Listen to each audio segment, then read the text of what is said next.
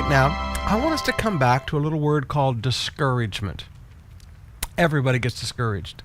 Even a great man of faith like Elijah. He calls down fire to consume the sacrifice at Mount Carmel. He has great victory. He turns the heart of the people of Israel back to God.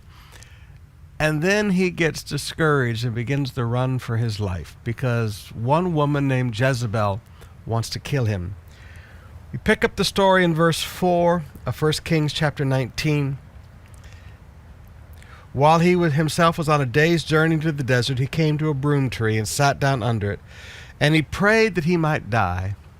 I have had enough, Lord, he said. Take my life. I've had enough.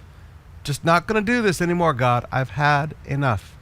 Now, God helps him overcome his initial discouragement. He has food, he has drink, he has a good sleep. And then food, drink, and sleep. I call it the food, drink, sleep, repeat for handling discouragement. But then when he finally comes before God at Horeb, God looks at him and says in verse 9, "What are you doing here, Elijah?" Now in verse 10 and in verse 14, we find Elijah saying the same words.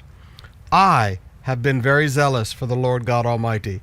The Israelites have rejected your covenant, broken down your altars, and put your prophets to death with the sword. I am the only one left, and now they are trying to kill me. Now, discouragement has a horrible effect upon our lives. Number one, it changes the way you speak. Your speech becomes very self-centered and very negative. I, they. You can always listen to the speech of a person and tell if there's real discouragement in their heart, because real discouragement focuses on their accomplishments and their zealousness, but on everyone else's failure. He doesn't talk about the fact that the people had just made a decision at Mount Carmel that God would be God and that they had put to death 450 false prophets. He doesn't say all the good things Israel has done. He just talks about the bad things. So in addition to changing speech, it changes perspective. You don't see things the same as everybody else sees. I'm the only one left. Now, Elijah, you know that's not true, because you just ran into Obadiah, and Obadiah told you how zealous he had been for God and how he had saved 100 prophets, putting 50 each in 2 different caves and giving them food and drink and protecting them from Jezebel, who wanted to kill them. So he said, wait a minute, you're not remembering things that you yourself have just experienced. Sometimes I say discouragement gives you a very good forgetter. You forget all the good things and you only see the negative things. But also, his perspective on who was against him. I would not say paranoid, but I would say he had a different perspective. He said, they want to kill me. They didn't want to kill him. Only Jezebel. Even Ahab, the king, didn't want to kill him. Only Jezebel. But he says all of the people of Israel want to kill him. But I think the strongest thing is here. He said, God, I've had enough. And God listened to him. And at the end of the story, we find out in verse 16 and 17, God said, anoint Elisha as your successor. Now that's a very scary thought.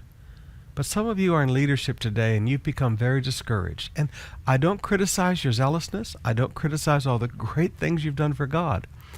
But something has happened that has brought such intense discouragement into your life that it's changed your perspective, it's changed the way you speak, it's changed the way you see things.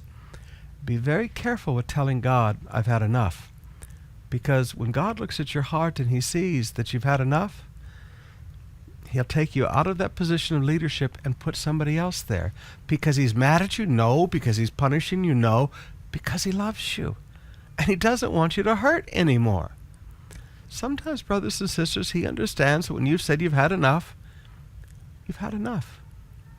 You say, well, Pastor Sumrall, what should I do if I'm really discouraged? I would shut my mouth because you're not seeing things clearly. I would shut my mouth because your perceptions have been affected. As my daddy used to tell me, zip your lip. I would zip my lip. I'd go get some good sleep. I'd go eat some good food, very nutritious food. I'd drink a lot of fluid and get myself rehydrated. I'd repeat. I'd get more rest. And it's amazing how your perspective and your words and everything changes when you've had some good food, some good sleep, and you've rehydrated yourself.